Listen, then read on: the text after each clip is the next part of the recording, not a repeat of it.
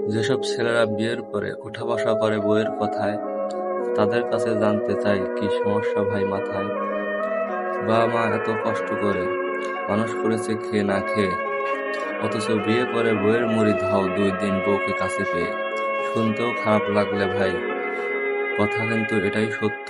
এসব ছেলেদের কারণে বৃদ্ধ বয়সে এসে বাবা-মা পায় অনেক কষ্ট।